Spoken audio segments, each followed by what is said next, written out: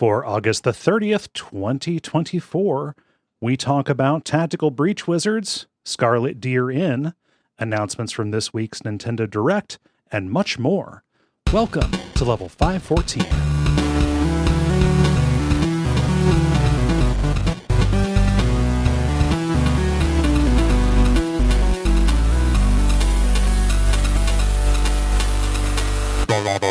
My name is Cole Ross.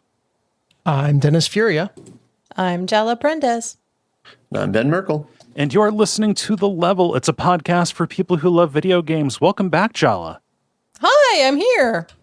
Welcome. I don't remember the last time I was whatever here. This internet space counts as here for. Yes. Gathered on the show. Yeah. And it's been a month or so, I think, since you were on. Yeah, wasn't I on like after the hurricane, but before Hell Week? Yes. I think something like Just that. marking time by natural disasters. Well, I mean, like ever since then, that kind of like segues into how I've been. Ever since then, I have been just like trying desperately to like relax and like deal with the burnout from Hell Month that I had. Right. So just kind of chilling out as much as possible. So I played a lot of dice games. I can talk about that if y'all want me to on the grind. I can talk about dice games and other types of games that are not on digital format. And then I also played, of course, some digital games. But I took a big old break from doing any kind of assignment play or massive undertakings. I have been kind of chilling as much as I can around catching up on stuff. In Muay Thai class, though, we have been steadily growing in numbers, so we've started to gain a lot more people in the class. And I have a new buddy named Tom. Tom is very enthusiastic. He and I and Dave all just kind of hit it off immediately and just had instant rapport. He's cool people. Not that there's anything wrong with the other folks, but it was just like instant with Tom in a way, how you click with folks sometimes. So that's been a lot of fun. And like Tom has inspired me to start making reels of my workouts and like, recap of Muay Thai class. So I actually have started posting a reel that has like a mishmash of different stuff from whatever I'm doing that day or whatnot. So those are now out on my socials. So if folks are interested in seeing me do Muay Thai to music, I have music and I do Muay Thai or lifting or whatever. Nice. So At what point does it become everybody else? capoeira if you're doing it to music? Well, it's not me doing it to music. It's me setting music over the top of the reel, with the stuff. Yeah. But, Fair enough. yeah. How's everybody else doing? Yeah. I got nothing. Just go ahead. Just skip over me. Everything has been Normal work. ass normal. I'll just lay down here. You just step over. I'm here to bear witness. Dennis, how about you? Let's see. Nothing too crazy off the top of my head. In a just mind-blowing bout of small world syndrome, I found out that the nanny of the kids across the street, who I do a lot of hanging out with since Barrett and their kids play together, I actually grew up down the street from. Okay. And it's when we have been hanging out for weeks as the kids do play dates and whatnot. And I knew she was from Cincinnati, but we never really, I guess, talked about specifics. And finally, we were talking about parks because we were talking about where to go. And it came up, oh yeah, I grew up right around the corner from this park. She's like, wait a second, what? And I started putting two and two together. And I was like, what's your last name? And like, holy shit, I have distinct memories of you as a 2-year-old. Is this weird?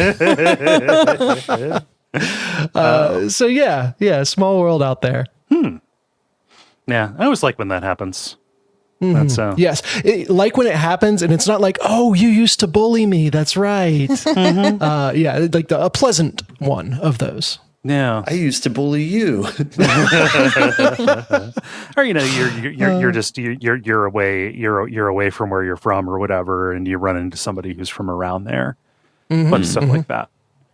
Anything to make this big world feel small. Yeah, you know.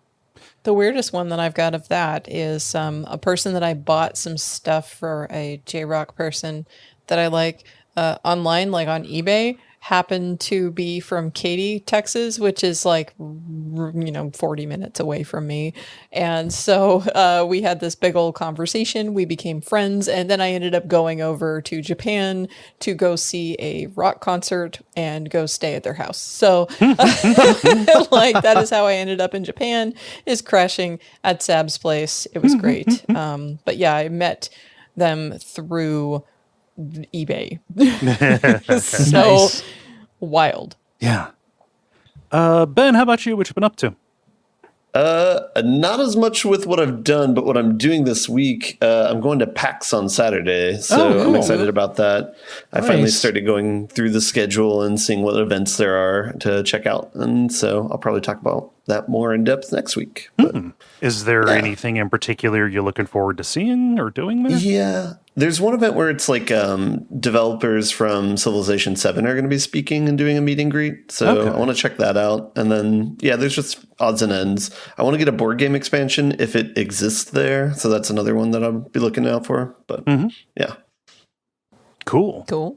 Well, have you stocked up on COVID tests? I have not. Okay.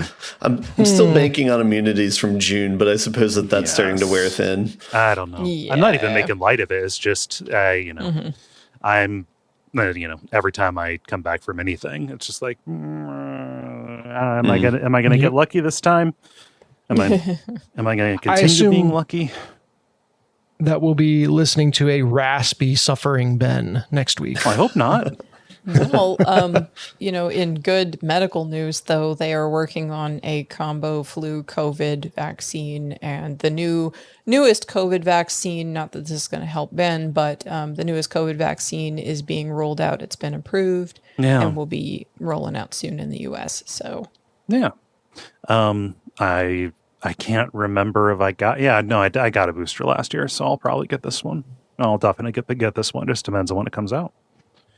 Get your flu shots because, fall's coming up. Don't mean to be a bummer about it. No, you will make fall less of a bummer by doing so. Yeah. And like I said, I don't really have anything, so we can make this a brief banter. That's fine. move on. Let's do it. But We can go from our brief banter to our brief. No, that's the old format. We can go into the grind Deprecated. though. But we've got to do the regular kind of show, what with the grind, the multiplayer, and the end boss. And why don't we get started with The grind. The Grind, where we talk about games we have been playing over the last period of time or so. Jala, since you've been away the longest, I will defer to you to begin. Okay, so I have various things, and I don't have a whole lot to talk about with any one particular one of them, so you're just going to have a rapid fire. So I played Decarnation again. This is for podcast reasons. You will hear a cool guest episode, in-depth 3-hour discussion, me and Dave, my husband, on Dave Jackson's Tales from the Backlog. That'll drop at the end of October, right around Halloween, so Nice. that'll be on the horizon. That game continues to be fantastic, and on a replay, I appreciated it even more because I knew, of course, the entirety of the story, and so I got to see all the foreshadowing and all of that. It is such a dense game in terms of having so much rich storytelling and visual aspects and just details added to it. There's like major content warnings. So like go to, doesthedogdie.com and double check that before you decide to get the demo. But I strongly recommend people to go play the demo for that. And if that demo seems to be your jam, to continue on from there. So that is all I'm going to say about that. That is a very narrative heavy game. So I've already talked about that game previously, about 1.5 years ago at this point when I first played it. That can't be that long. So it was. I got it on the summer sale, and then I didn't finish it until fall last year. But I got it on the summer sale, started playing it, and was kind of chipping away at it for a little bit. Yeah. So there's that. I don't think there's any questions for that, so I'll move on.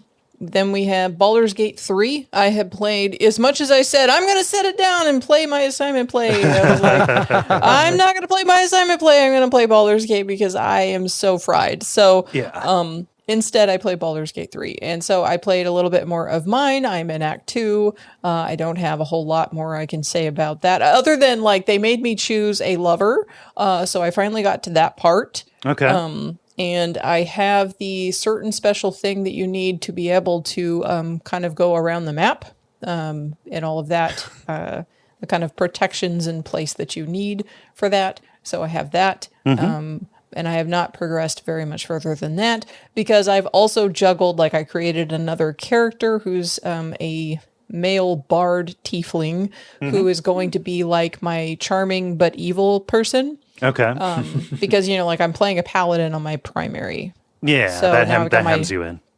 Yeah, so, I mean, like my paladin's not like super shiny, always doing good person anyway, kind of like means to an end kind of person, but still there is a certain trajectory there. Right. So I'm playing that other tiefling character. I just started that game, created it and started it. That's about it. But then I've also been playing it co-op with Dave. So did I talk about Dave's character the last time I was on about his single player game and how he's decided to play this game? I don't believe you have. I don't recall it. Yeah. Okay, well, here's a treat for you. So Dave decided he's going to play this role-playing game which emphasizes, like the characters that are with you along the way and this, that, and the other. He decided to play this as a halfling barbarian named Gorm the Gormless, who murders every companion character and so is trying to solo Baldur's Gate as a halfling barbarian. Okay. So that is his solo campaign where he's just kind of off trying to basically one bro it. I don't know what's going. So that's what he's doing for his Baldur's Gate single player first experience.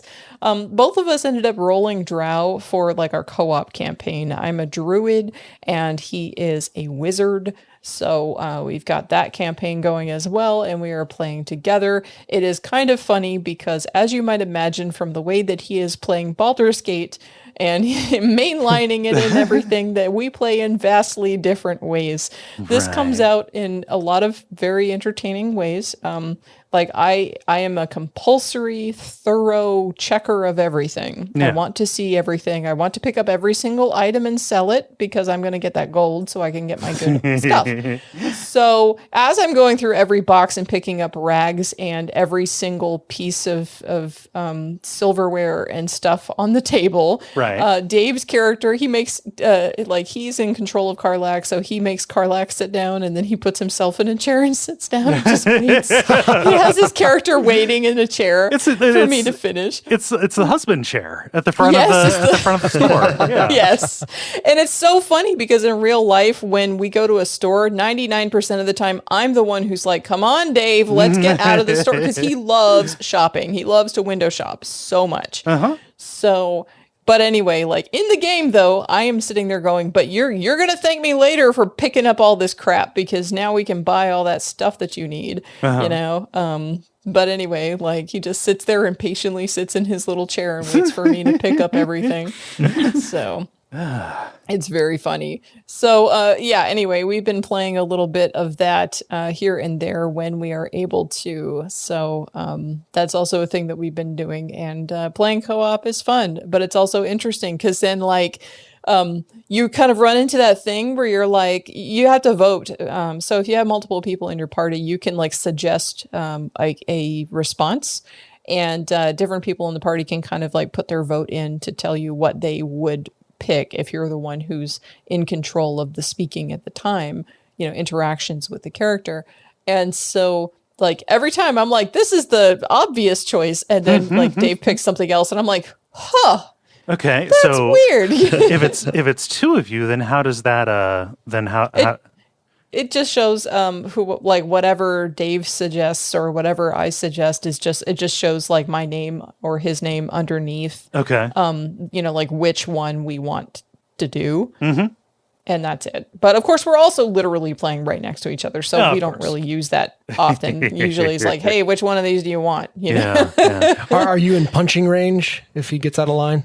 I don't punch him when he does whatever he wants on the game, because like I already have my single player game, and I'm far ahead of that. I've already picked what I want, so like I'm actually like deferring most of the time for him to just kind of do whatever he wants, unless it's something that I haven't happened to see before. But like, I think there's maybe like one body that I happened to speak to that I hadn't before, but it didn't really do a whole lot of story stuff. Yeah. But anyway, so that's been kind of fun playing a little bit of that. And it's like, kind of counterproductive to trying to beat the game to start another game. But, No, you know, like this one's you're- co-op. This is co-op. It's a little different. It's just trying to interact a little bit and, you know, see how the co-op is, because I hadn't played it before. Yeah. It's a lot faster when you're doing battles because each person, so when you're doing co-op, if there's two of you, each of you gets like control of a companion. Like whoever talks to the companion gets that companion as like a person they can control. And so Dave has one character and I have another. Like I happen to have Astarion and he has Karlach. So when we're going through, you know, he can control Karlach and himself. And so instead of being like, here's 4 characters that you have to go through each one sequentially, 2 characters can be acting at a time. So he can be doing his inputs and I could be doing my inputs, and he can be blowing stuff up and then I could be doing stuff. So like yeah, it's good, but also it's real important that if you have a wizard or a warlock or something, that if they're going to use like an area of effect spell, they need to let you know. Yeah. Otherwise you might like run up and be like, I'm going to attack, and then like, you know, get blown up because the wizard planned their thing and started it before you started running. You're playing this network on each of your computers? No, we're actually just playing it on Steam Deck. So, okay. My home PC is borked, so like I can't play this game at all on that. I figured if it was playing networked, it would be like you on the Steam Deck and then him on his computer, and then just sharing it that way. But he had picked up a Steam Deck. I forget. Maybe it was the summer sale. But he'd picked one up because they had like a sale sometime in the last several months, and he picked one up finally. So we played, because of that. But so it's been fun. It is a little, like I said, it's a little bit faster, a little bit smoother. Like you can dual, tag team something, and get. Like if he were actually actively searching in the room, which he's not, we could do it a lot faster. But instead, it's all on you. Yeah. Instead, he's like, "You do your thing. I'll be over here. Okay, bye." And he has Karlach, and she can carry the most. I know. But here's me, my little tiny druid drow character. And Astarion carrying everything. Astarion, hold on to this plate mail, Astarion. Why are you moving so slow, Astarion? Yeah. Rogues famous for their carrying capacity. Yes, absolutely.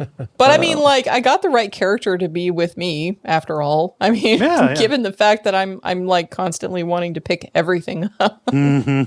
So anyway, so that's been my Baldur's Gate 2 co-op experience. And again, I got a little bit further in my solo campaign. So There's that.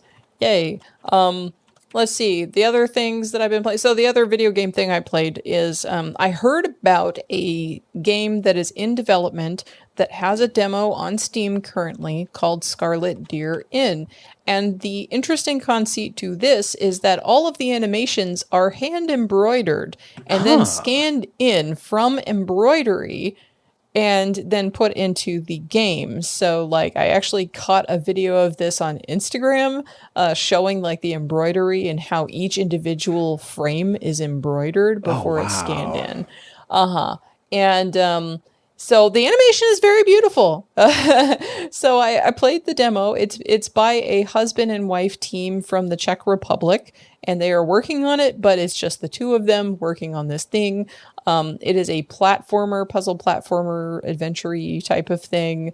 You're a mom with some kids, and I don't know, there's a lot of dark horror elements if you look at like the preview videos and stuff like that they've got, and folklore that's all based on like Czech folklore and things like that as well. So definitely stuff that's up my alley, you know. And anyway, I played a bit of that, and it was a neat little time. I'm looking forward to that. I don't know that there is a release date at this point, but if that sounds cool to you, take a look at it. It is Scarlet Deer Inn, and it is on Steam, free demo. So how'd you find out about this? Instagram. I saw an Instagram video about the way that they're embroidering all the animation. Yeah. And so I was like, oh, what is this? Huh. Like in motion, it looks almost like a Studio Ghibli Pentiment. A little bit. Yeah, no, this is gorgeous. Yeah. So it's a neat little thing. And the demo is not going to take you too long to fiddle around with. But there are some mechanics in it where like you are in dark places and you have a light and you have to like constantly use your torch to light other stuff so that you have a source of light to go re-up your torch, because your torch will run out, and if it runs out, you die. So stuff like that. So yeah, it's a neat little game. I'm looking forward to seeing the final product whenever in the world that is done. Yeah. So no, I had never heard of that before. That looks really neat. Yeah.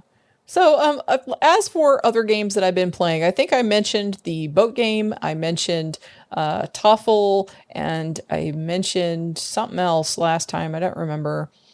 The game of Ur. So I mentioned those previously. Since then, we've gotten into Nine Men's Morris, which is essentially like a 9x9 board where you're playing tic-tac-toe, more or less, but it's on a 9x9. So, there's a certain kind of strategy to it. And then like if you get a row of 3, then you can take away one of the other person's pieces. And the whole point is to eliminate all of their pieces where they don't have any capacity to, make a line anymore. Yeah. So cowboy checkers. Yeah. Something like that. I reckon that's what I recognize this game as. And Nine Men's Morris, the way that it was originally, I believe, is a Roman game. It's been around for a very long time. And the thing with a lot of these older games is that they have been retooled and relabeled and brought around and or recreated independently in different places with slightly different rules. So it's kind of like chasing games like the game of Ur that has been made several different times across the globe, and they all have different names, but they kind of do the same things. So, if you've got one of them, you kind of have the idea of how to play the others. So I've been playing that. I kick Dave's ass at that game so hard. And we've also been playing dominoes. Nothing really fancy right now. We're just playing matchy-matchy kind of thing. But there are, of course, lots of other games with dominoes that we will be learning so we can play those. And then dice games. So I looked up a bunch of medieval dice games that would possibly be fun for 2 players. And I've come up with several that we like. So the first one, it actually kind of needs to be a multiplayer, like more people than just the 2. I mean, it supposedly can be played with 2 people, but it's not really all that fun with 2 people. So everybody puts a stake down and to form a pot, and then you roll to see who goes first, and then you take turns trying to roll a pair. Once you roll a pair, you set that pair aside, total up the number on the pips, and then roll the third die one more time to get like a final total for your number, and then you're out of the game. Everyone else who's playing then has to roll until they get a pair and do the same thing, and the person with the highest number wins the pot. Okay. So as you might imagine, with 2 people, if one person gets a pair, then the other they person automatically win. They don't automatically win, but the other person has to keep rolling until they get a pair and all of that. So it's not as fun as if there's like a lot more people. Yeah. So that one's called Rifa. It is cool, but it really is something that you need like at least 4 or 5 people for. Another one's called As Many on One as of 2. So you roll. I know that's a crumbly name, like a blah, blah, blah. That's a mouthful of a name. As many on one as of 2. Okay. So in this game, these are all medieval dice games that people played like in the inns and stuff, and mercenaries would play. So in this game, you roll 1 die, and then if say you get a 6, then you roll the other 2 dice. And you try to match that number. So you have to get a 6 in some combination, be it a 4 and a 2, or a 3 and a 3, or whatever it is. You need to match the number that you got on that first die. Mm-hmm. And that's the goal. And there was a time that I did this. I played as many on 1 as of 2, and I rolled a 2 on my first roll, and I was like, oh, this means I have to get snake eyes. That's the only way I can win. And I did, and it was a big pot. And I was like, yeah, buddy, this is cool. So if you roll a 1, do you just straight up lose? Basically, you just you just throw more money in the pot and keep on going. The next person gets their turn. I see. So what are you using in your just kind of like playing? Are you using like pennies or? Oh no. Dave and I bought some fantasy coins and stuff. Like we go to Renfest and everything every year, and we dress up and everything. So our idea here is to play all these old games and be in costume and have like, fantasy and, historical replica coins and bars of gold and stuff like that to play when we're sitting at the pub, while we're in costume and just, like futzing around. Yeah. So that was kind of our idea. So we do have some costume coins, things like that. And that's a lot more fun to play with, like, some kind of coinage that makes the fun little clinks and stuff than it is like chips or anything like that. So... And you could play with pennies and quarters and stuff, but it's a lot more exotic when it's like the fantasy money, and then you have like a bar of gold or gold coins versus copper coins, like that seems, like fancier and more impressive when you're putting it out there than, here's a penny, here's a dime. Yeah, here's a nickel. It aids the fantasy. I get it. Yeah, for real. So there's a couple of other ones that we also like as well. One of them that Dave loves a lot because he wins it pretty often. I mean, we kind of go closer to 50-50 on this one, but pair and an ace. So 3 dice, you put down a stake, you figure out who goes first, and then you roll 3 dice and you keep rolling. And if like you don't get a pair and an ace, a 1 and then like any pair, then you have to put money in the pot, and then it passes to the next player. Okay. And you're just rolling back and forth until somebody gets a pair and an ace on the dice. Mm-hmm. And then, of course, whoever does gets the pot. The last one is a little bit more complex, but it's the one that I win the most. So I love this one. It's called Triga. It's another 3 dice game. So you put a stake down, and then after you determine who goes first, you have to roll either a triple of any value. So if you get 3 1s, you win, 3 6s, you get the idea. But then there's also a total number. Like if you total up the 3 die, like the numbers on the dice, you have to get a 3, 4, 5, or 6, or a 15, 16, 17, 18. So you have to roll all 3 really low, or all 3 really high, or get a triple in order to win. And I win this absurdly often. That's weird. So like deciding, okay, who wins, it should be chance, right? You would think, but like there is actually like over the last several weeks of us playing, there's certain ones that I win more, and there's certain ones that Dave wins more rather often. So I'm trying to, that has to be a confirmation bias. I don't know. It could be something like you favor certain strategies that are better in certain games than others. Yeah. Yeah, I don't know. But and then I don't know if I mentioned Shut the Box. I don't recall. Oh, I know Shut the Box. Yeah, so Shut the Box is a game that used to be played by sailors, and it's numbers 1 through 12 that are on little tiles that are on a rod that are inside of a little box, and they can be flipped up and down. Mm-hmm. So the idea of this game is you roll 2 dice and you get the total from those dice, and then you have to flip down the number on the little wooden tiles that corresponds to that. So if you roll 11, you can either drop the number 11 tab, or you can use any combination of numbers that will give you that total, like a 6 and a 5. You can drop those two down. And the idea is you're trying to get all of the little tabs, all the wooden tabs numbered 1 through 12, down so that you can shut the box. And sailors used to use this because it would keep their math skills on point, because the way to figure out who wins is the first player who goes rolls the dice and keeps on going until they can't go anymore, until they cannot play it. So like if you just put down the number 3 on the last turn and then you roll a 3, well, you can't make that 3 anymore if you also have the 1 and the 2 down. So then the play passes to the other person, but you have to total up what numbers are left upright, and whoever gets the lowest number wins. Okay. You do, can you do factorials too? So like if you have a 12, I mean, obviously you could do like 10 and 2 or whatever, but like if 3 is there and 9 is already taken, 3 might still, so like 3 times 4, can those count for, like you can't multiplications? do multiplications. Gotcha. It's only additions. Right. So you can if the person you're playing against doesn't catch you. Okay. All right. Right. Yeah. So yeah. And that's the kind of sum total of the stuff I've been playing recently. Oh, did I mention Knucklebones?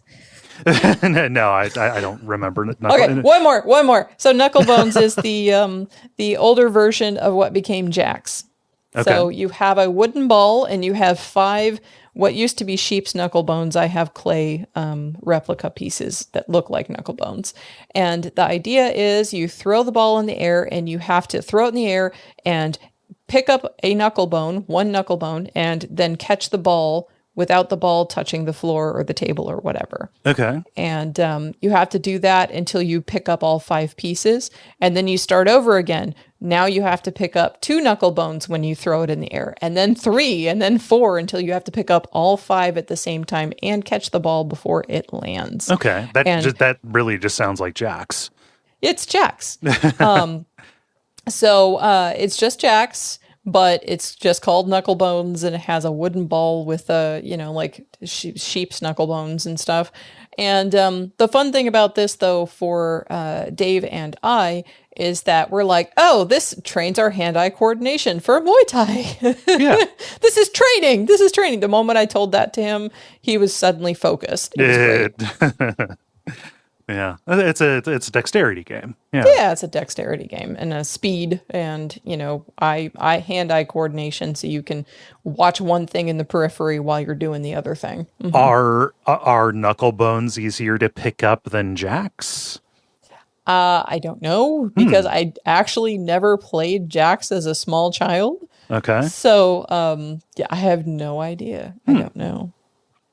But it is also fun. It is definitely something you have to have more energy for that. So we don't play that all the time. Usually we're playing when I'm off work, and by then we're all kind of fizzled out. Yeah. So yes, that is all I've got. Does anybody have any questions about the various things that I've mentioned? Nope, not me. Great. If I may suggest a modern game that might tickle your fancy on the dice throwing front. Yeah, go ahead. Don't keep me in suspense. Well, I wasn't sure if the answer was going to be no. There's a game called Black Mold. It's by Terrible Games is the name of the studio, which is very funny. But it's got dice throwing elements, and then the fun thing is that your turn lasts as long as you can hold your breath. Oh.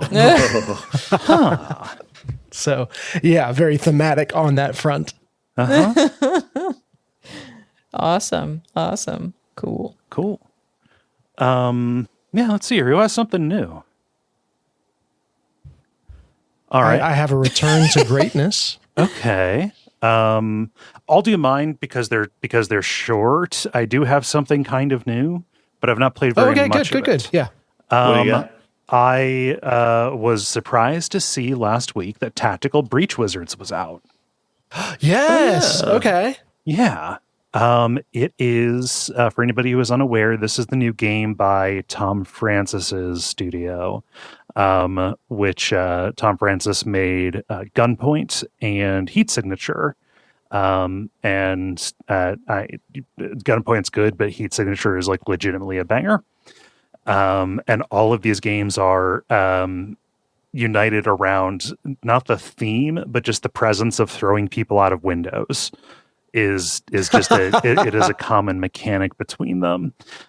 Tactical Breach Wizards, it is like a small scale tactics game where you are going room to room as these wizards, using powers and skills that are, roughly equivalent to like, weapons you would find on, SWAT team, just to, like military weapons and stuff like that, to breach into and clear these rooms as you follow this story. It's a big mystery. You're trying to find a time mage who was out there.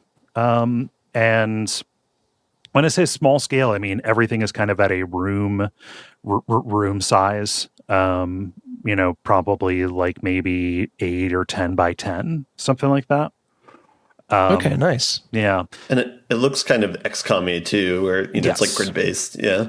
Yeah, it's grid-based. It's XCOM-y, and it is a little bit like Into the Breach insofar as moving people around is the primary way that you're going to deal with them. So your main character that you play as, at least in the first chapter, I forget exactly what she's called, but she's some kind of witch who does not have the ability to directly harm anybody, but uses like concussive spells. And the idea is you need to set up in such a way that when you attack them, you blast them into furniture, you blast them out of windows, things like that. And at least the other person that you have is a wizard who can do direct damage and can set up. I think both of you can set up kind of overwatches in order to like goad enemies to run in, so you can attack them from the side if they have shields or what have you. And there's a cover system in here as well. They're not gigantic battles, like you're working through, like each individual stage is several rooms that are all in a row, and you can set up, who's going to go through what door based on what, based on who's in there. And each of these is like it's a puzzle, essentially, is what you are doing. One of your guys that's with you can see the future. And so this is super clever. You can input your moves, and then instead of saying like, okay, this is what I want to do, you click the button to like commit to them, and it shows you the outcome. And then it asks, do you want to change this? Like you're using the premonition skills of this of your teammate in order to figure out like, do I really want to commit to this as I go? So it's really Into the Breach like in that way, where you have something approaching perfect information, at least on the move by move level, right? Does that person that can see the future become like kind of a requirement, or would you have squad comps or whatever that don't involve them? I've not gotten to a point where I am like designing a squad to go with these. Like I said, I'm still early. I've played, I played it for about an hour, but because it came out and it was real late. But I saw like, oh wow, this is out. I've been waiting for this game for years, and so I grabbed it and checked it out. And nice. Yeah, it's super cool. Story, I don't know how to feel about it just yet. The writing is clever, like there's, you get dialogue options. You can decide your responses to things. I have no idea if there's branching or if it's just, inquire for more information and then just decide if you want to do the funny answer or the slightly less funny answer to continue. But like the dialogue is nice and snappy, and it is clever how, all of the stuff is made to look kind of cop-like, instead of like the one guy's wand is like in a shotgun form factor or whatever. So that's cute at the very least. But yeah, I'm enjoying it. I don't know that it is going to scratch like your XCOM itch, Dennis, like specifically because of the squad. Like it's way more small scale. Only than that. XCOM can do that. Yes, as we've discovered. yeah. But like, you know, I was surprised to see exactly how puzzly it was. Not unpleasantly so. It's just yeah. It is super, like, there is an order of operations to this. There are multiple ways to go, but you're graded at the end, like on how many turns that you took and how much damage you took, things like that. I didn't look in the options to see if there was a way to turn off the grading. I kind of don't want to see it. Not on my first playthrough. I kind of want it to be like, okay, if you anyone you walk away from kind of thing. But you just went pass fail. Yeah, because it's not like a deal breaker for me, but I don't, if you get the grade, I don't want to like constantly be optimizing for it and then feel like feel that mild twinge of bummer every time I finish. And it's like, no, you didn't, this isn't, you didn't do this great. Yeah. Anything that makes a victory feel less like a victory is not exactly good game design. Yeah, especially in tactics games, I really prefer skin of my teeth victories and dramatic swings and stuff. That might be antithetical to what this game is, or can be, but we'll see. We'll see how it goes. Very cool. Yeah. Woo. Any questions about Tactical Breach Wizards? Nope. Looks cool. Is it the kind of game that you would expect expansions for, or like, additional puzzles to be added, or does it feel like it's a pretty self-contained experience? I could see there maybe being like an endless or a challenge mode added to it to augment the story mode, but this developer in the past has not really done the expansion season content drop kind of thing. It's they've shipped full games and then moved on to the next one. So no clue what their plan is, but yeah. Very cool. Yeah. And the other thing that I've been playing, I just continued streaming more Conscript.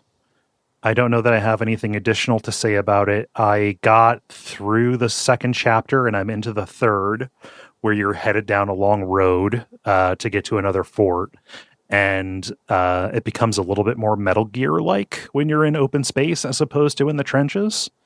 But is still very, very survival horror-y. I'm a little bit on the fence about how difficult it is. It throws so many enemies at you. For people who didn't tune in last week, this is the pixel art survival horror game where it takes place at the Battle of Verdun. You're a French soldier fighting against the Germans and trying to survive and find your missing brother. Is what this is. Yeah, the game loves to ambush you, and I have been kind of constantly riding with next to nothing, both health and ammo, for a long time. As I've been playing it, kind of derogatory. It is leading to a little bit of frustration and a lot of lost progress. That's a bummer. Yeah. So I don't know. That's something that I think might only be a problem because I'm streaming it. Just, like I can maybe tank a little bit of lost progress if I'm playing it for myself, but when I'm streaming, it's like, well, everybody has to watch me do this again. There's a little bit of extra consequence for needing to go and redo stuff, right? So yeah. But yeah, I'm going to continue. I'm going to continue messing around with it. Continue streaming it. No reason to stop it. It's just long. It's long, and the maps are huge. It's a really big game. Do you know how many chapters it is? 6. Oh. Yeah, oh my. But I don't know if it's like, the first several chapters are kind of beefy, and then the last ones are you're going over familiar space kind of stuff, or if it gets more dramatic, moves a little bit faster. No clue. I suppose you'll find out. Yeah. Any questions about Conscript? No, I saw like a short amount of it once. Yeah. Let's see, Dennis, you had something that you were returning to? Yes, with my Quest 3, I finally got around to picking up Beat Saber on PC now. Oh, okay. So we are back into Beat Saber, y'all. You had played this on PSVR previously, right? Correct. Yes. And man, it's like riding a bike. It went straight to the difficulty level I was at before, and Oh, wow. blazed through all the existing content, or the first, what do they call them, OSTs. The first couple of those, just blazed through it in a single play session. It's like, Nice. I remember this. This feels good. I don't remember if they intentionally had each soundtrack or playlist, whatever you want to call it, go up in difficulty, but I am hitting a couple songs now on the third collection that are a little bit sticky wickets. But it's all I don't remember specific patterns, but just the feel of getting into the groove is coming right back to me. Yeah. They definitely spike in difficulty. Like hard Okay. on the later chapters are equivalent to expert on the beginning chapters. Okay, that makes sense then. Yeah. So I think when I stopped playing before, they had 4 OSTs out, and now they've got 7. I think they just released the 7th. So I am, creeping up into new territory here, and should start seeing new songs in short order. But really, the new songs I'm most excited about is all of the custom content that I'm now able to get. Right, 'cause you've got it on since I'm hooking this PC. up. Whereas before, I was kind of in the walled garden of PSVR. So I've kind of opened a lot of tabs in Chrome on how to get this all set up. Have not actually pulled the trigger of like flipping my headset over into developer mode and doing all this stuff yet. It's intimidating. I mean, but that's the like, intent. You really shouldn't have to do much of anything if you're playing it through Steam VR. Like, Oh, really? Okay. yeah. Oh, great. So like flipping over into developer mode is if you're trying to sideload songs, custom tracks into into the like running the native Oculus Quest version. If you're running it through Steam VR, that is native on your PC. So like it should just be a matter of like finding the content, putting into a folder and going. If you're talking about like booting into developer mode, I think you might be looking at instructions for the wrong version. That's very helpful. Yes, I believe I was looking at basically having it on the headset. Yeah. But yeah, I mean with the direct setup, that'd be great. Do you know if it's through Workshop or anything specific, or you're just kind of speaking I've never generally? tried doing it. Yeah, I have looked up instructions for it, and they say if you're playing this on PC, you're in luck, and if you're trying to play like the Quest Store version of it, Hope you've been doing this for 3 years, because otherwise abandon hope ye who enter. Yeah. Okay. Well, cool. Good to know. But yeah, that's I don't have anything specific that I want to seek out from custom content, but I just know that there is a huge community out there for it. Yeah. And a lot of really good, fun stuff to play. So looking forward to that. It's so funny how much color messes with you in that game, because the way I have always played it has been like your right hand is blue and your left hand is red. And then when you get to the later soundtracks, they start like playing with the colors. I think it goes to like pink and yellow or something like that. And they might even have additional different ones later on. And I went right the hell over to options and overrode that because I was helpless the first time those alternate colors came up. There's just something, like something deeply ingrained that was not crossing over when the colors changed. Yeah, when I was setting up my my electronic drums to play Clone Hero, to do Rock Band kind of stuff, like on a drum set, the crash cymbal is like nearer to the hi-hat than the ride cymbal is, Yeah. And in Rock Band language, that what that is saying is technically the green symbol shouldn't be on the far right. And so I tried really hard to make it, authentic. Just like, okay, I can just kind of train my brain to be a little bit more flexible, keep the crash, closer to the hi-hat and all that. And just, nope, can't do it. Nope. It's never ever going to happen. It is mapped spatially more than anything. Yeah, we didn't know when we picked up Rock Band or Guitar Hero in college that we were mapping those controllers for the rest of our lives. Such a... and there's like a similar thing with Rocksmith where weirdly it displays the notes. Dennis, you've played this.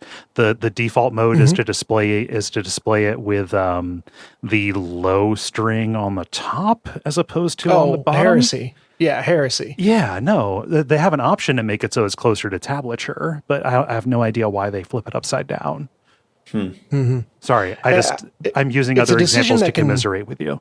Yeah, that's the kind of decision that can only come from people that have spent way too much time in a huddle room talking about this and are just way too close to the problem. I just would think you would want to do it the other way so somebody could go outside of your ecosystem.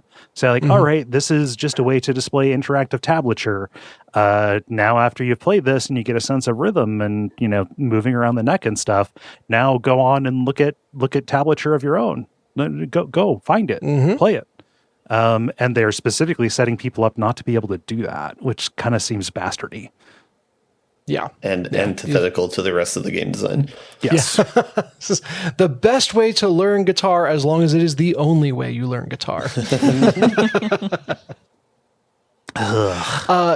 Yeah, so getting back into Beat Saber, so with the Quest, it's got just little speakers that are next to your ears, but don't actually like plug in or anything, which in general is incredibly nice because you got your vision taken away. It's nice to be able to hear if someone is asking you something from the other room or what have you. Yeah. And so generally that's how I play. But for Beat Saber, I hooked up my headphones that I have on right now into the Quest. And got the cord tucked away so it wouldn't get in the way, but played it in like, it's not sensory deprivation mode, but it is like, locking out as much of the real world as possible, and cranking that volume, of course. And that was just a very fun way to play, just kind of be lost in that little hallway of lasers and cubes, as it were. Very, even though it's like, club music playing and EDM tracks, it is a very meditative experience when you've kind of zeroed yourself into the game to that extent. Yeah, flow state. I have Tetris Effect through the little, like, you get a free trial subscription, whatever. For their subscription service. And so I've got Tetris Effect through that. I have yet to boot it up, but I imagine it's a very similar experience. Yeah, it's great. I love Tetris Effect VR. Yeah. So that's my big new one, quote unquote new, is getting back into Beat Saber. Yeah. Anything else? Let's see. I've continued iRacing, and I mentioned last week the kind of RPG-esque element of it, where qualifying for different levels of safety license, you got to kind of earn that over time. And I'm in a really interesting dilemma where their seasons, they divide the year into 4 quarters, and their season is almost over. And so if you're in a certain range of safety rating, you get promoted at the end of the season. However, if you can get that rating high enough, it will instantly promote you, and then you can start working towards the next level before the season ends. So I have 1 week left in the season, and I'm right on that edge where it's like, man, a couple good races, like really safe races, and I could get over that instant promote thing, and then maybe, that would get me to C, so maybe I could have my B license for the next season. Wouldn't that be cool? And so I keep on going into these races with the best of intentions. Like, I'm just, I'm just taking the safest line. I'm not going to worry about my position at all. And I'm just going to run a super safe race. I'll be behind the pack. I'll start from the pits or, whatever. And every freaking time I get sucked into being competitive. Yeah. Just, you're like, oh, that was a really fast lap. Well, or like, oh, I actually qualified towards the top of the field. That I can't waste this opportunity, even though the only reason I started this race was to jack up my safety rating. Guess I'm sending it. And then we're off. So my safety rating is improving still. That's good, but not nearly fast enough to feasibly try to contend for an extra promotion in the next week. Yeah. But man, I like the self-control of people who actually do that, who join a race and just do it for the safety rating is beyond me, man. The adrenaline gets me every time. Just to drive like an NPC. Come on. Yes. I don't know. The NPCs in some of these games are terrible freaking drivers. Yeah. Yeah, you can find videos of just the stupid things that computer controlled cars will do. Yeah. There's truly no safe place from dumb drivers. But yeah, that's what I've been doing this week. Cool. Ben, how about you? Yeah, I got a bunch of old stuff, unfortunately, so no new content, but that won't stop me from talking about it.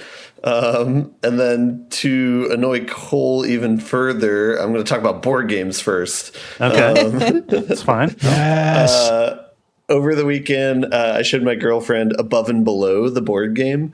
This is the game. It's by the person who did The Sleeping Gods. So for Dennis, it's one of their like original board games that they made. And it also features a booklet where it's basically like D&D-esque questions where it's like, you come upon a group of people, do you attack them or help them sort of thing. But outside of that, it's like you're building a village and you're exploring the caves below. And that's like what the book is. And then you're gathering resources and stuff. So it's a very cute art aesthetic. And it's like a pretty solid, like Euro engine builder type game. So yeah, I had a lot of fun with that. I lost by 2 points and I was thrilled. It's the happiest I've ever been losing. So, it was a lot of fun. So anyway, that's my that's like my pipeline. That's how I get people into board games. That's usually my entry point. But anyway, wait, Above and Below specifically, or letting them win by 2 points? above and Below specifically, because that's like you can draw in the D&D crowd with that, and so it's like you're accidentally playing like a good medium range like board game. And so if people like that aspect, then it's like, oh, then we should play these as well. And we don't have to have necessarily as strong of a theme on top of it. But yeah. Above and Below gives me the vibes of a choose your own adventure book to the nth degree, where like there's an entire manual of just, page after page of story. 90% of it feels like, which you will never see. And the temptation is just like, I just want to read through. Like, one of these tiles is randomly a toad person. Are there toad people in this game? What's the lore around the toad people? And like, I know it's in that manual somewhere, but I haven't rolled the right combination of things to get it, or don't have the right resources to see everything when I do get it. And so, it's, there's the provocation that there is, so much more under the surface that you are scratching is really strong with that game. Yeah, for sure. That's like one of the, as you said, that's kind of one of the more frustrating mechanics is there's like 4 different like special characters that are bundled with the game. And it's at least like a 50-50 or higher that you do not get any of those characters in a playthrough of the game. And so it's like, I guess if you're playing with like 4 players, then you're more likely to see them. But yeah, it is very disappointing to like see like there's a sweet automaton or a cat or like a oil lady and stuff. And it's like, don't interact with any of them in the course of the entire game. So it's like womp womp. But anyway, outside of that, actual video games I've been playing. I've also been playing Beat Saber and getting back into that. And I was able to achieve a milestone where I got 100% on hard difficulty on one of the later songs in the 7th section. Nice. I had missed it by like single digit notes for a couple of weeks now. So I can do hard on the later ones. I can do expert on the like earlier ones, but getting a little bit better at like, I'm dipping my toe into expert at the higher levels. but pretty consistently failing out, but at least getting better and making more progress through them, and not being as like intimidated by a whole shit ton of notes coming your way with crossover and stuff like that. I wish they had the kind of like slow down and replay features that Rocksmith does. Yeah, I was talking about that last week. So they don't, it's not dynamic, but you can set like negative 30% speed. Like there's modifiers for all the songs. And so you can do like a no fail mode, or you can do a slower mode for it. It's just that you're stuck with that 30% slower speed, like for the entire song. Yeah, what you need is the ability to isolate phrases and then like loop them and have it like automatically speed up for you. Yeah, I mean, and I think more of the bummer with it is like the song is 30% slower, so like what you're listening to sounds kind of weird. It's the transmix.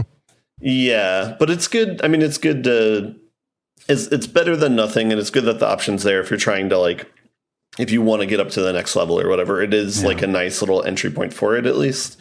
Sometimes the recording sample rate gets like there's a mismatch. And I go to listen, and everything is real slow. So we get a transmix of the podcast, which is fun. Continue. Sorry.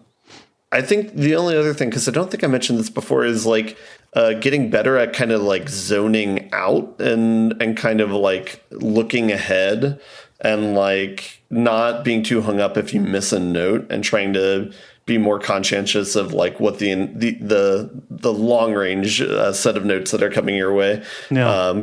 Because I think when I played it initially, you kind of are following it, kind of like looking at your feet almost, where it's like you're just looking at what the exact next note is, and if you miss it, it can kind of be like a cascading failure. Yeah. So that feels good, like being able to kind of zone out like that and feel more fluid, like hitting things. Yeah. But yeah, I think the core set of songs, I do think it is like pretty impressive. Like the note pattern design is like pretty good, where it like feels good. I don't know, the kinetics are good. I don't know how to describe this, but it's like the way you're throwing your arms around feels like graceful. Yeah, they're designing the phrases so that it suggests a longer, more fluid motion that you can get into, as opposed to, I mean, that intro song is ridiculous because it's just like bump, bump, bump, dunk, and they're like both of them down at the same time. It's like, no, that's not what you want to do at all. That's not what this game is going to be. Yeah. Yeah.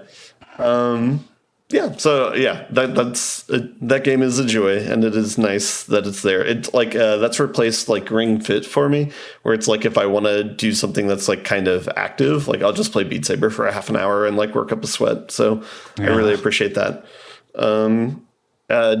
Yeah, Dennis, if you get any of the DLCs, I'd be curious to hear about that, because it's I'd just be curious to know how they are, because I don't want to pay for any of them unless they're really good, I guess.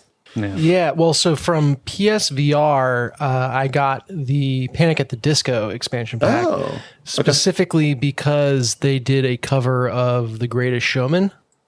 And my kids were super into that at the time. Can confirm they were good. The note tracks felt as high quality in the DLC as they did in the main game. And it felt like there were a couple of places where it's like they felt a little more freedom to kind of play with more interesting or creative things, because they knew that this was more likely people who were already pretty into the game.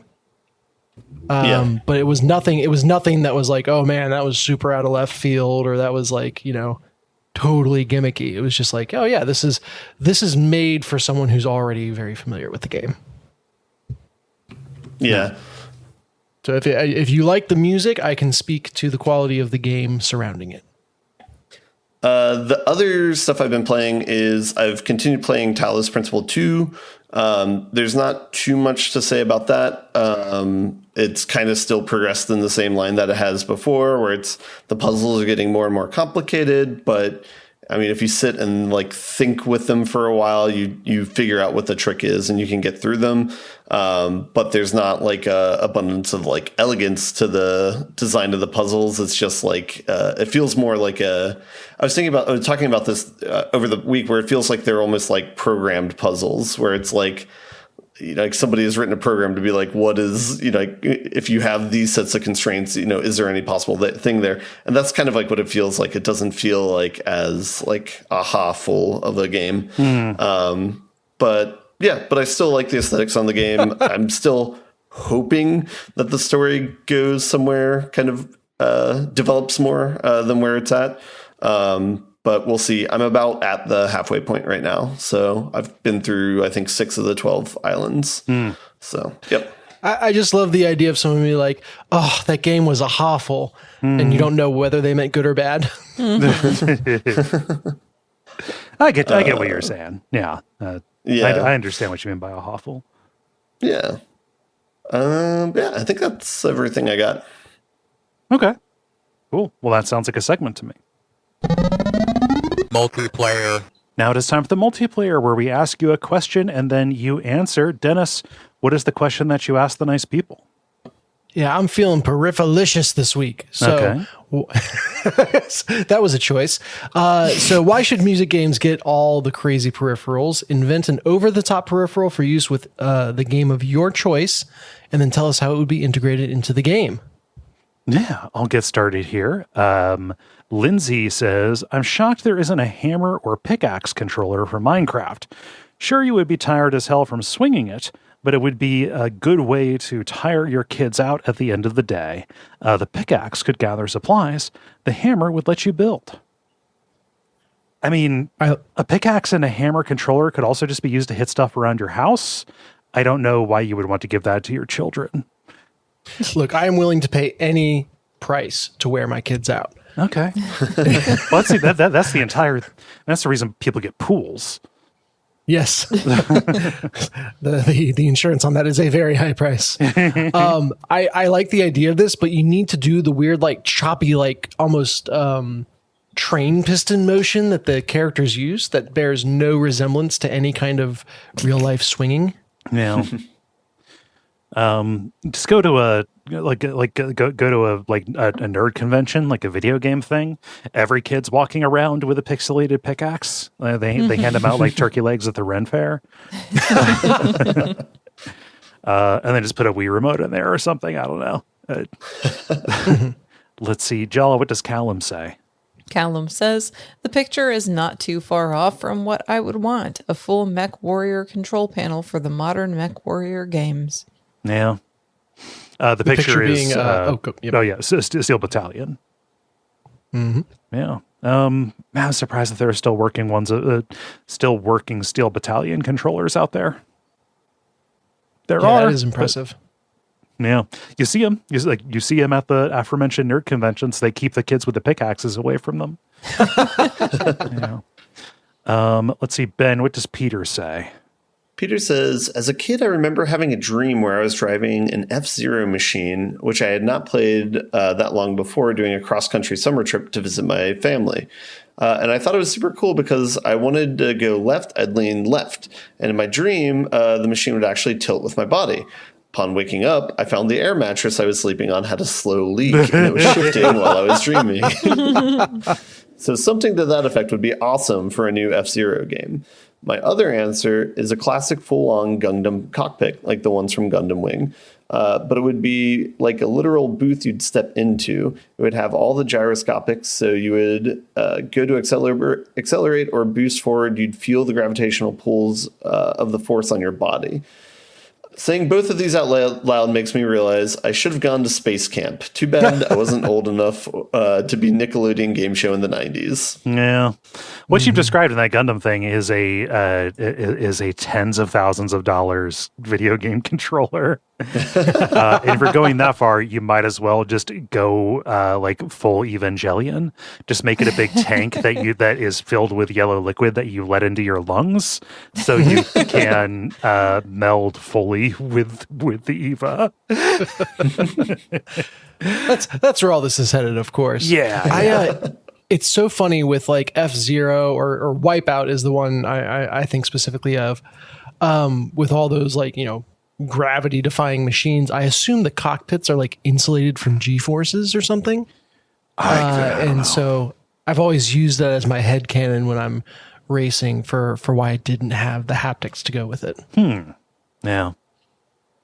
Makes as much sense as anything, especially for F-Zero. Yeah. Let's see, Dennis, what does Troutfish Chrisman say? What's up, Troutfish Chrisman?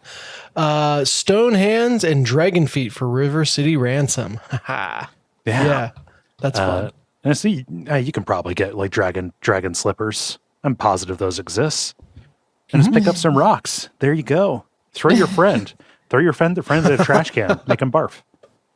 Your friend is a rock? No, My pet just rock. let's see. Michael writes, the judger of bonds for any RPG. It would be like one of those grip machines you see at rest stops. During the battle with the final boss, before you land the killing blow, you and your best friend have to each grip the machine and stare into each other's eyes. The machine will then judge if the power of friendship is strong enough to defeat the evil space alien wizard. If not, you lose the game and your save is wiped. God, fucking fake friends. It's like a trust fall, but 80 hours. Fake friends making me lose all that progress. Come on. Oh, man. And Ben, what does Rizana say and link? Rizana says, have you seen the tank setup some dudes have for World of Tanks?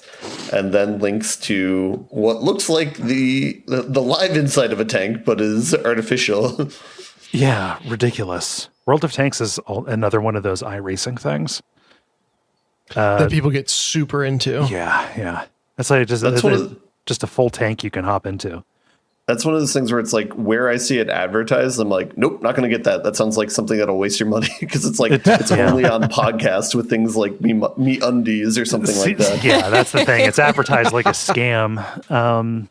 And if you're going to go full milsim like that, play War Thunder. That way you have a chance of learning actual honest to God military secrets that will get you whisked away to a black site forever. You guys need, like, y'all know about that, right? War Thunder. That like enthusiasts researching, details for immersion or something, wind up unearthing things that should not be available to the public. It's even worse than that, because the people who play, like a military sim like that, oftentimes are people with clearance. Though there will be arguments and discords, and then somebody will produce actual documentation about the machine in order to win the argument. Betrayed my country for internet points. Yep, just a little bit of light treason. So that's the listener responses. I'm going to say something that is similar to the breakfast making machine from PB's Big Adventure. Where you set it to go, and then a whole bunch of implausible things happen, and all of it is barely on the edge of succeeding in the way Rube Goldberg devices are, and then at the end it pauses Elden Ring and makes people on the internet yell at you. A pause button for Elden Ring. Yes. Let's see. Jala, how about you? Peripheral for a game. So I would like the keep talking and nobody explodes box to be a real thing that you can mess with. Ooh. Yeah. I think that's a good one. That is a very good one. Yeah, I like that a lot. Where are my enthusiasts, making that? Like if they're making, fake tanks, they've got to be making a keep talking box. So this is revealing that I've not played Keep Talking and Nobody Explodes. Does the bomb change at all, or is it just what you have to do, it changes and is randomized? The little, I believe the latter. Yeah, I think it's, sorry. Yeah, it's been a while since the last time I played. It might be one or the other, depending upon, because I didn't go through, like I played a certain mode. I didn't play all of the modes, so I don't know. like if every mode is the same or what. I seem to recall it being the same stuff and the inputs were different, but I don't know. I might be wrong there. No. Either way, like you can change it with like just digital displays, have a box that has digital displays or something, or changeable parts or what have you. Yeah. Ben. Yeah, that's actually the previous answer is eerily close to what I was thinking of, because I had an idea where I thought it'd be cool if you bought a game where it comes with like a physical puzzle box to it, and that's integrated with like the puzzle game that you're playing, where it's like you kind of have to solve them in tandem, like solve the physical thing to progress the digital game, and then progress the digital game to solve the physical thing. You have the room in your room. Yeah, exactly. Yeah. Yeah. I'm just thinking of the opening of Glass Onion for anyone who's seen that movie. I have not. Oh, I won't spoil it. It is a very good payoff. Okay. To an opening montage. And Dennis, round us out.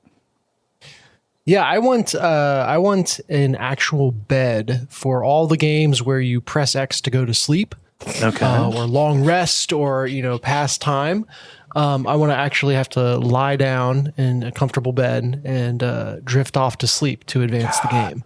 How messed Mostly, up? I want an excuse to take naps. How messed up would it be if, like, to do a long rest, like on Tactician or Honor mode in Baldur's Gate 3, to like you press the long rest button and then you get darted, and then you have to sleep.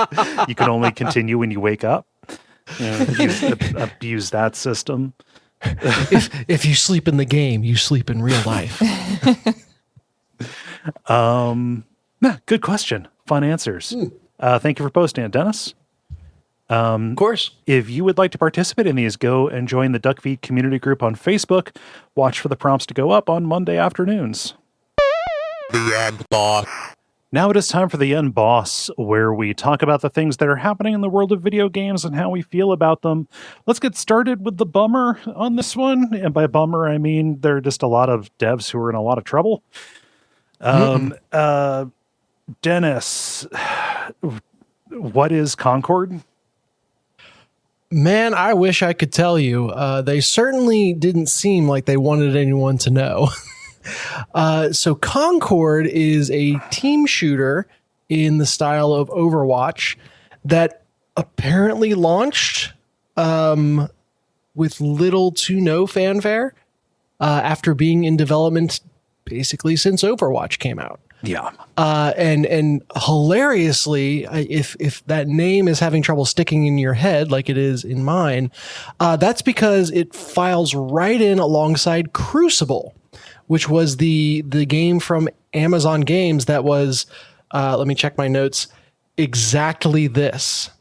It was also a hero shooter? Also a hero shooter, also started development in reaction to Overwatch's launch, also had a launch so terrible on a game that was, clearly so Me Too'd into existence, but at snail speed, that it kind of got pulled down. Me Too'd has a very distinct meaning. I'm going to need you. God damn it. Yeah, you're right. Fast follow. I just want to make sure. Fast followed. Yes. Thank you. So it feels like Concord is following Crucible's playbook on how to be a completely irrelevant and quickly canceled video game. And in fact, Concord has done so shamefully bad that it is currently failing to breach the 100 player count on Steam, where it was launched alongside on PlayStation 5. Obviously, the numbers on PlayStation 5 are a little more obscured, but I can't imagine they're much better. Yeah. So shitheads online are celebrating this because apparently this game is woke. Because the characters... Everything is woke. Right. That is such white noise to me. Yeah. Shithead's gonna shithead. Yeah, they're gonna do it. Apart from that, there's like this game is bland as all get out. Yeah. There's a little bit of a Guardians of the Galaxy but worse kind of feel to it, I guess. But yeah, diversity stuff aside, because again, shithead's gonna shithead. Yeah. This is just bland character design. Yeah, coupled with the fact that you can't you can't take 8 years to finish a game that No. you're developing it as a trend. What are you To doing? follow a trend? It's wild. And I almost wonder if it's what's the Ubisoft pirate game, Skull and Bones or whatever it is. The Forple A game. Yeah, Yes. the quadruple A game that has been announced for like over 15 years or something and can't be canceled because of some obscure law in Indonesia or something like that. Oh, no where way. it got some That's funding. funny. Yeah, so like it's contractually obligated to come out. But yeah, no, tens of millions of dollars going into the development of this game that I pay attention to video games, not quite, not as much, online shooters, but like I pay attention to video games for a living. And never heard of it until I saw it come out, and it was like, oh yeah, Concord has 600 players. I'm like, oh well, that's pretty good for an indie game, I guess. And then I looked at it and was like, oh geez. What about something that Sony paid $300 million for? Okay. This is not going well. Yeah. So This feels- it seems to be. Oh, go ahead. It feels eerily similar to Suicide Squad. Yeah. Yes, and it like remember there was / still is that trend of these like movies getting all the way done and then the studio being like, we'd rather have the tax write-off. Yeah. though. So Yeah. Warner Brothers, it's the David Zasloff special. Yeah. Like I wonder if there's something analogous going on here that like the game needs to be released or out there. We'll see if we can get a couple whales to chip in, but really this is primarily going to be a tax write-off or something. But it's not that it got canned, although I am positive it soon will be. This is just out there languishing in the wild. Yeah. It launched alongside the Monkey game that apparently none of us played. Yeah. And had zero marketing, so it was doomed to fail from the start, even if it hadn't have taken 8 years. Yeah. Hung out to dry. It's just baffling to me. Well, the Wukong game, I've heard a lot about bad stuff about, what happened with their practices with their devs and overwork and set. So I'm not playing it for that reason. Yeah. I think There's so much other stuff to play. we are of an accord on that. Yeah. Woof, man. So yeah, that's guys. Don't make your games this way. Like, God, this put it out earlier, less finished. Like, do something other than take 8 years for a flop. Yeah, those poor developers. Don't use Yeah. profits as a motivator for how you design your game and try and make a good game. Yeah, there's that. Woof. Let's see about this. So that's a game that came out and flopped. Let's talk about the game that keeps giving. Ben, what's happening with Balatro? Yeah, this was just announced today. The creator of Balatro, what's his name? Thunk, something like that. He announced that he's doing a surprise collaboration with a bunch of different video games that are kind of high profile. And basically, he's integrating that into Balatro as a free upgrade. So namely, it's like Balatro Cross Among Us, Balatro Cross The Witcher Wild Hunt, things like that, where the cards will be either themed after the game or there will be rule mechanics based on the game. And it's just a free upgrade. So if you own Balatro, then you get this for free. Vampire Survivors is another one. Was this one that was announced? Was this announced at the Nintendo Direct? I don't know, but I heard about it today, so it could have been announced earlier. But this is the first I heard about it. I think it was It announced. says, I know there's a Nintendo badge on the trailer, but this will be available on all platforms. Yeah. Yeah, it was announced. Shit. No, I was going to. Both Jala and I's stories are from the Nintendo Direct. So I was going to say, and now into the Nintendo Direct, but I didn't introduce it that way. Yeah. No, this looks neat. I don't know. Crossover stuff is cool. Especially if it is, done in the style of the game. I don't know about like it all seems a little like a little meme gamey, having Vampire Survivors and Dave the Diver in there Among Us. Witcher 3 one might be cool. but I trust that the mechanics and the decks are going to be appropriate and interesting. Yeah. I like game developers working together for no other reason than just to make things better. Yeah. I feel like this is the closest we're going to get to another Gwent game. Yeah, maybe. Let's see. Jala, you have a story out of the Nintendo Direct as well. Mm-hmm. Yes, I do. So Capcom Fighting Collection 2 is going to include one of my favorite games, like one of my all-time favorite games. Capcom SNK, right? Capcom vs. SNK 2. So, and Capcom vs. SNK 1, and Project Justice, and Capcom Fighting Evolution, and Street Fighter Alpha 3 Upper, and Plasma Sword, and Power Stone 2. A whole bunch of stuff. And it's going to include different features, including online play, and it will be on Switch, PS4, and Steam in 2025. There's no mention of an Xbox release, but I don't care because I don't have an Xbox anyway. So whatever. I will probably get it on Steam because the Switch is really not a fighting game machine. No. So, yeah. Hooray. I know Moxie specifically is a huge fan of Power Stone. Yeah, so. I was real surprised to see Power Stone mentioned in 2024. Yes. I thought that was just completely kicked off at the side of the earth. But yeah, both 1 and 2 in there. Yeah, lots of good memories of playing that game back on the Dreamcast days. For sure. Just rocking people with that robot ninja girl. Ayame, I think was her name. Yeah. Neat. And this is alongside, like, Capcom is also doing the Marvel versus Capcom Fighting Collection. Yeah. Coming out later this year, which I'm excited for as well. Those Marvel games are good. Yep. What is it specifically about Capcom versus SNK 2 that, like, really, really gets you?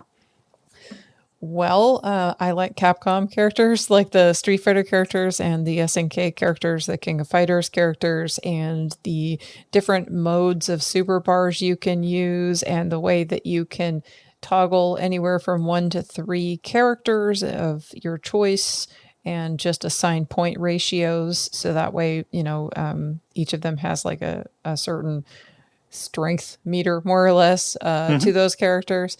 Like, I played the shit out of it when I had it imported on my Dreamcast. Nice. Back in the day. I played it so much that I got like massive callus on my thumb from playing. And that's like wild. I've never had a callus on my thumb from playing video games before or since. Just that one era when I was playing this game. And that's partially because that Dreamcast controller, that D-pad was not nice to your finger. No. But anyway. I'm sure you wore the nubs off of it though. Yeah, right. Yeah. Pretty much. So yeah, but it was a lot of fun, and I got to pick all of my favorite characters, and rolling through with my power team of choice. And I actually have a lot of really good memories of playing against other people, but most often because I don't like playing against other people. Like, I prefer playing against the computer and tag teaming stuff. So, the boyfriend of the time and I would go through and we would both pick, like, I would pick a couple of characters and he would pick a character, and we would roll through the game. And the highest score that we ever got on the machine was the score that we got together going through after we had been drilling through the game, repeatedly for a long time. Even more than him by himself or me by myself was our collective effort. And that was pretty cool. And I was pretty proud of that because that takes some cool teamwork to go through and do.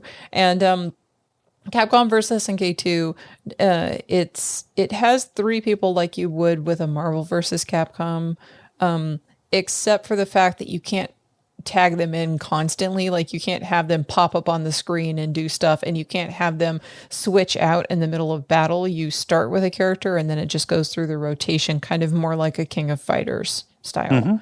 So, and I like that, actually. Like, Marvel vs. Capcom, specifically 2 is the one that I played the most out of that series. And it's fun, but it's also chaotic, and like all the inputs are, kind of streamlined so that everybody can pick it up and play it. But then that kind of takes it out if you've been playing all the fighting games all this time and like you have muscle memories associated, to be playing it. So, and then like it would get kind of so busy and chaotic at times that I'm like, this has its place, but I think I prefer the way that Capcom versus SNK 2 is overall. Yeah. So that's why it's my favorite game, and that's not what the news story is, but it's part of the news story because I never thought that was actually going to be pulled forward and put into a collection or anything. So very excited to see that come by. Nice. Yeah, I'm happy for you. Thank you. Yeah. I've got two, but they're both just game announcements. I couldn't decide which one I wanted to pick, so I'm just doing both of them. The Nintendo DS Castlevania games are all collected into the Castlevania Dominus Collection. Castlevania Dawn of Sorrow, Portrait of Ruin, and Order of Ecclesia, with Order of Ecclesia being amazing. Like it's so good. That has been collected into a $25 package, and then it's like released. It's out today. Like you can have it. Never thought that we would get like a collection like this, and the way that they're handling the 2-screen display is actually pretty neat in terms of kind of arraying it on the screen in the 16:9 aspect ratio in a way that fits but doesn't look too terribly crowded. So I am very excited that now these games are not locked on a system that is very hard to get a hold of, with copies that can be incredibly expensive if you're trying to buy them physically. And Jala, you've played some of these DS Castlevania ones, right?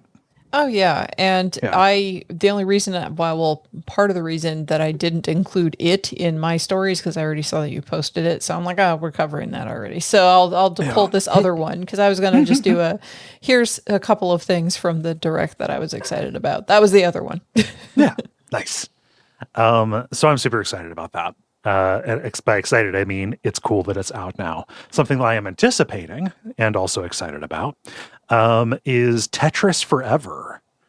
This is the new game by Digital Eclipse, the company that primarily has done like remaster collections of things, but recently has been doing something kind of entirely new, which is interactive video game museum kind of things.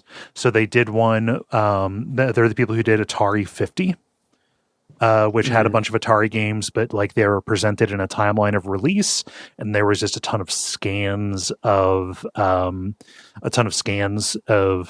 advertisements and documentation. And then like interviews with people and stuff. It's a ridiculously cool game. And then they did an update of Wizardry, and they did an updated like a version of, an educational version of like Karateka, I think it was. And now they're doing this, which is a collection of old Tetris games, again with the historical, presented in this historical context. We only know a few of the Tetris games that are going to be in here. But it's a good list, and I can't wait to see more. Go ahead. I want to say it's a missed opportunity they didn't call it Forever, like Four ever. Oh, yeah.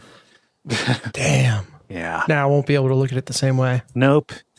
So the story of Tetris leaving the Soviet Union and coming to Japan and coming to America is fucking fascinating. There was that movie. I never saw that movie. They like dramatized it. Mm-hmm. I never saw that, so I can't speak to its quality, but just like reading about it, like there's a really good book about it that we used. We did a whole WAF special topics episode about Tetris. Nice. And it is neat to see to see this coming and being packaged up. Digital Eclipse rules, and I want people. I want to check this out. I want this information again to be out there. So I'm watching the trailer with no sound on the Steam page, and there is a big title card that says and a brand new experience. So do we know if this is launching with like a new mode or variant or something? Yeah, it's called Tetris. What is it called? Tetris Time Warp. That will jump around between the different styles of play from the different eras of Tetris. So that's kind of cool. Okay. Yeah, like active rule change ups as you're going. Yeah. So eventful Nintendo Direct. Even if there weren't like huge first party things that were put out, but I think, I don't know, 3 of us found cool stuff to appreciate there. How do you all feel about buttoning it up? Buttons. Let's button the hell out of it. The credits. Thank you so much for listening to level number 514. I really appreciate you taking the time. You've listened to podcasts. You know what you can do to support us. Patreon, telling your friends, rating some reviews, participate in the multiplayer by going to the Duckfeed community group on Facebook. All of it's good stuff, and all of it's appreciated. Jala, what's happening over at Jala-chan's place? Yeah, so the last episode to come out was on neurodiversity, talking about just kind of like an overview of neurodiversity and discussing ADHD and autism with some folks who have those particular situations and, all of that fun jazz. So if that's interesting to you, there you go. The one before that was on Lunar, the second part of the Lunar discussion that began at the beginning of, or actually at the end of July. Mm-hmm. So both of those 2 episodes are out now. That's like 5 hours of me and my friend Addie going through and discussing deeply the Lunar Sega CD and PlayStation 1 remake. And there's that. And then coming up next is Johnny Mnemonic about the movie. Oh, yeah. That would be fun. The Keanu Reeves and Henry Rollins movie. Yes, indeed. I only say, I don't know that Henry Rollins has a prominent role in it. I just know he's in it. He does, and he's very, very, I think he might be the best actor. Oh, that's dire. Yeah. Well, the thing is that his disposition fits the character of Spider very well, very well. So he's not acting. That's why. Yeah. I just revealed I've never seen Johnny Mnemonic. Yeah. Oh my goodness, you should watch that movie. It's some wild stuff. You would also be appreciative of the wild role that Dolph Lundgren plays. Oh wow. So yeah.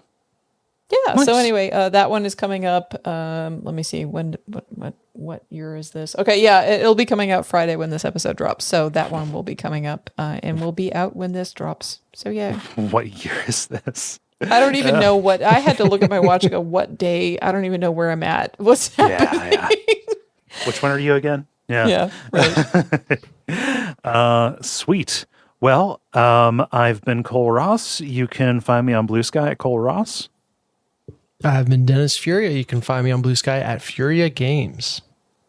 Awesome. I am Jala-chan in all the places I might be found, including Jala-chan.place, where all of those episodes that I mentioned a minute ago are.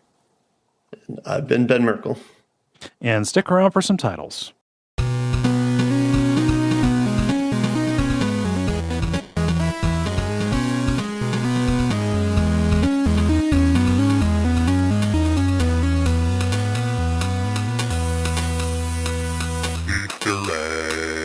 You have been and you persist in being. Who has titles? I have some titles. Okay. Tell me. Ahaful. Peripheralicious. That's difficult to say. I don't even know how you did it. I'm gonna smooth that out. Peripheralicious. Yeah, yes. Peripheralicious. There you go. Yeah. A trust fall, but 80 hours. And if you sleep in the game, you sleep in real life. All right. I have 2. I have the Transmix and the Room in Your Room. Let's see. It's a good week for titles. Yeah, I know. Let's see. Ben, what do you have? I got nothing, so I must have been sleepy today. Okay. I believe it. And Dennis, how about you?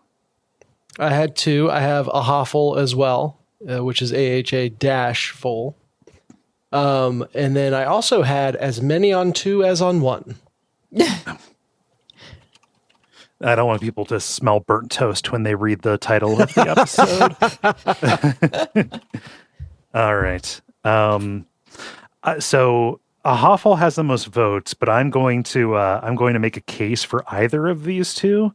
A trust fall but 80 hours, or I like that one. If you sleep in the game, you sleep in real life. Yeah, I think I'm going to err for a trust fall but 80 hours. Well, here's the thing. Okay. The listeners will deeply understand and appreciate if you sleep in the game, you sleep in real life. Everyone, when they see that title, will be like, oh my God, I wish. That would be so amazing. I mean, like, just seriously. Yeah. Okay. I mean, but whatever. Yeah. I mean, you do what you want, but like, that's my case for that one. I'm on the fence. So if you sleep in the game, you sleep in real life is one that I would have written down if I didn't forget it before I got over to the document.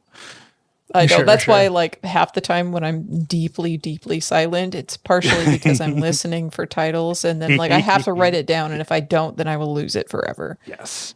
Then it's just gone. Yes. I like if you sleep in the game, you sleep in real life. Or are you going to say that? Yeah, I was going to say, I'll put my thumb on the scale for that one as well. It's got in space, no one can hear you jam vibes. Yeah. And just, the greatest series of words is if you die in the game, you die in real life. It's a magic spell that makes even the worst piece of media amazing. Yes. Yeah. Ben, how do you feel? I'm the contrarian of the group, but I'm fine with being overruled. Okay. All right.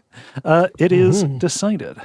For someone who's being sleepy, you sure aren't on the side of sleep here, Ben. I like the imagery of a trust fall that takes 80 hours.